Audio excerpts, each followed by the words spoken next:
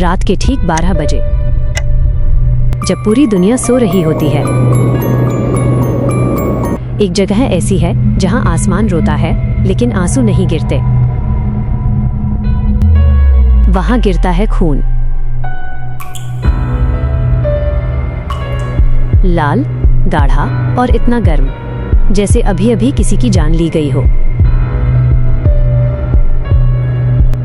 कहते हैं जो भी इस नज़ारे को अपनी आंखों से देख ले, उसकी किस्मत उसी रात बदल जाती है। और कुछ लोग कभी वापस ही नहीं लौटते।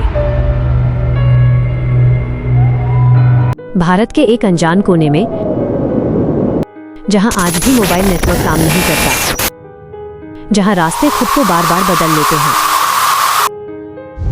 वहां बसा था एक छोटा सा गांव, रक्तपुर। ये गांव किसी नक्शे में दर्ज नहीं था, जैसे दुनिया ने खुद उसे भुला दिया हो। गांव के चारों ओर घना जंगल था, जहां दिन में भी अंधेरा छाया रहता था। लेकिन इस गांव का असली डर उस जंगल में नहीं, बल्कि एक मंदिर में छुपा था। रक्तेश्वर महादेव मंदिर।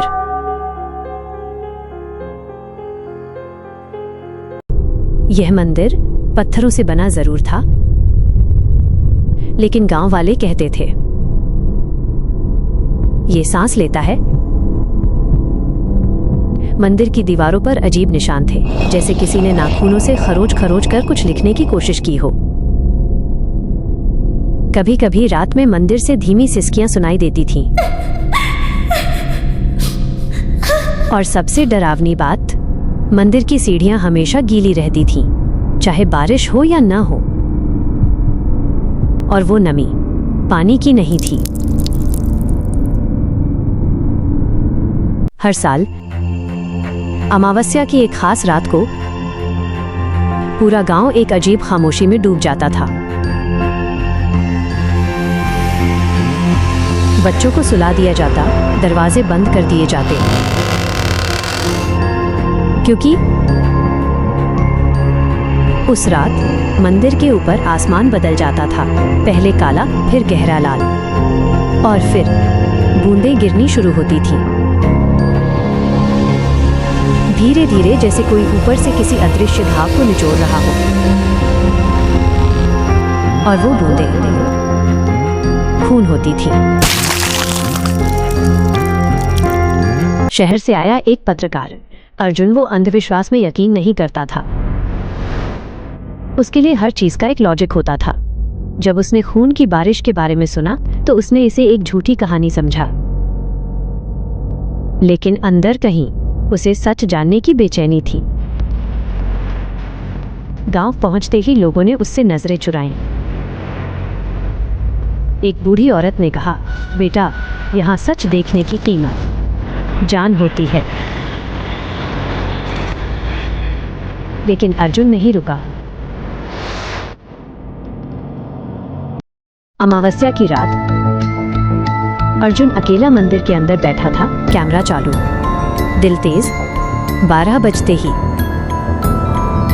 मंदिर की घंटियां अपने आप बजने लगी। हवा अचानक ठंडी हो गई, जैसे किसी ने आसपास की सारी गर्मी खींच ली हो।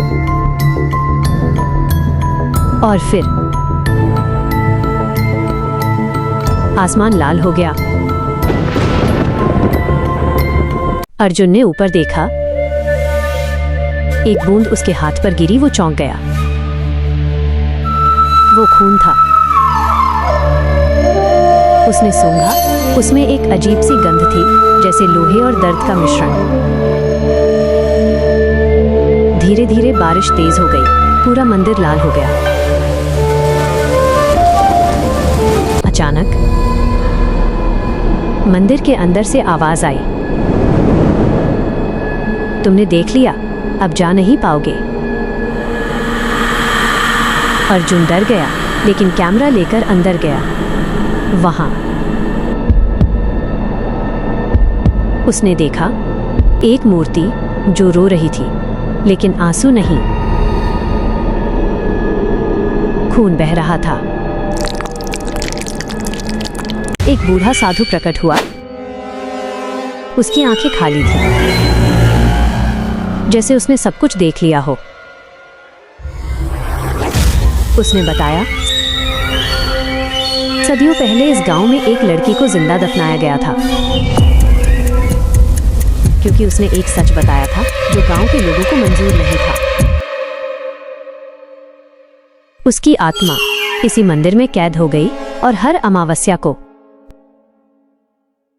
वह अपना दर्द आसमान तक भेजती है, जो खून बनकर वापस गिरता है। अर्जुन ने सोचा, अगर ये आत्मा है तो इसे मुक्त किया जा सकता है। उसने मूर्ति को छू लिया और तभी सब कुछ रुक गया। बारिश बंद, हवा बंद, आवाज बंद, लेकिन अर्जुन के शरीर में दर्द शुरू हो गया। उसकी नसों में कुछ दौड़ रहा था और फिर उसकी आंखों से खून बहने लगा। अगली सुबह गांव वाले मंदिर पहुंचे। अर्जुन गायब था, सिर्फ कैमरा मिला। जब उन्होंने फुटेज देखा, ये मंदिर बाहर नहीं, अंदर है, और ये खून मेरा नहीं, उस आत्मा का है जो अब मेरे अंदर है। और फिर एक चीख जो इंसानी नहीं थी। आज भी रक्तपुर गांव में हर अमावस्या को खून की बारिश होती है, लेकिन अब लोग कहते हैं उस खून में सिर्फ एक आत्मा नहीं, कई आत्माएं शामिल हैं, जो इस रहस्य को जानने आए और कभी वापस नहीं गए। क्या ये सच में एक आत्मा का श्राप है, या कोई ऐसा राज जो इंसानियत से भी ज्यादा खतरनाक है? अगर आपको मौका मिले तो क्या आप इस मंदिर में एक रात बिताने की हिम्मत करेंगे?